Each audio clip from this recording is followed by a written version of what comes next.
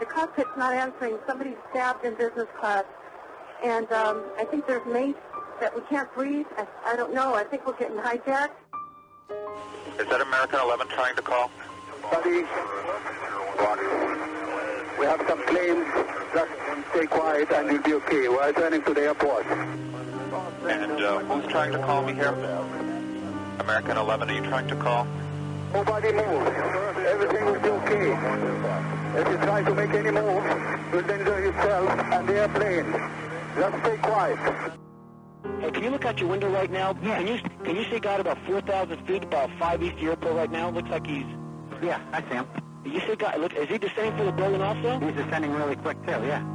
Well, that's 2,500 feet now. He just dropped 800 feet in like one sweep. That's another situation. What kind of airplane is that? Can you guys tell? I don't know. I'll read it out in a minute. Another one just hit the building. Wow.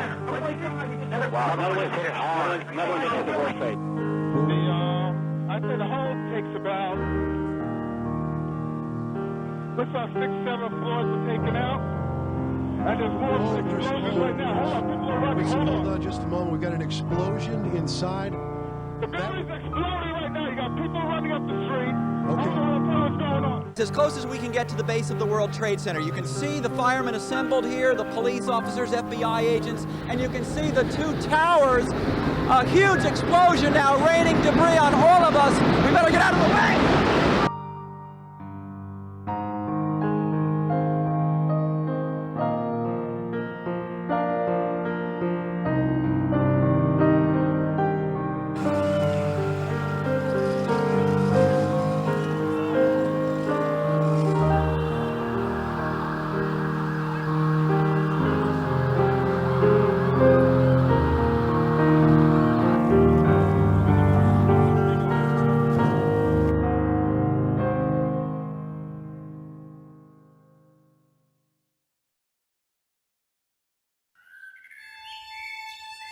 Looking at a live picture from Washington, and there is smoke pouring out of the Pentagon.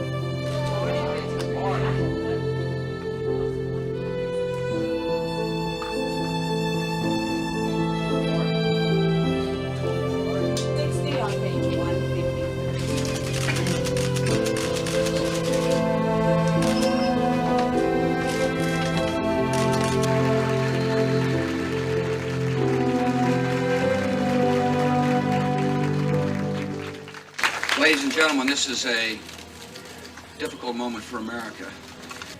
Today we've had a national tragedy. 2 airplanes have crashed into the World Trade Center in an apparent terrorist attack on our country. May God bless the victims, their families, and America. Thank you very much. Sir, do you have any... Good afternoon. On my orders, the United States military has begun strikes against al-Qaeda terrorist training camps and military installations of the Taliban regime in Afghanistan. This outpost is more than 7,000 miles from home, but for over a decade, it's been close to our hearts. Because here, in Afghanistan, more than 500,000 of our sons and daughters have sacrificed to protect our country. It was here, from within these borders, that al-Qaeda launched the attacks that killed nearly 3,000 innocent men, women, and children. We're not fighting a war. If we wanted to fight a war in Afghanistan and win it, I could win that war in a week. I just don't want to kill 10 million people.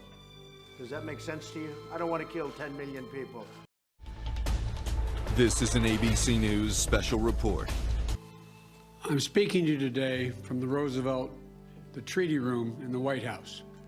The same spot where on October of 2001, President George W. Bush informed our nation that the United States military had begun strikes on terrorist training camps in Afghanistan. It was just weeks after the terrorist attack on our nation that killed 2,977 innocent souls, that turned Lower Manhattan into a disaster area and sparked an American promise that we would never forget. I believed that our presence in Afghanistan should be focused on the reason we went in the first place, to ensure Afghanistan would not be used as a base from which to attack our homeland again.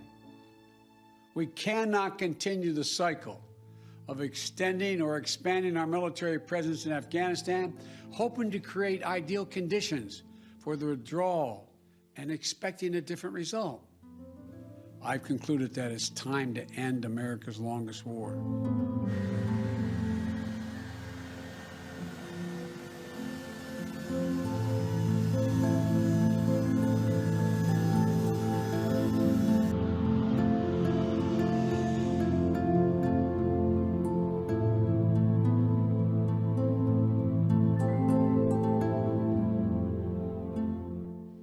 My fellow Americans, the war in Afghanistan is now over. I refuse to open another decade of warfare in Afghanistan. I believe this is the right decision, the wise decision, and the best decision for America. Thank you, and may God bless you all, and may God protect our troops.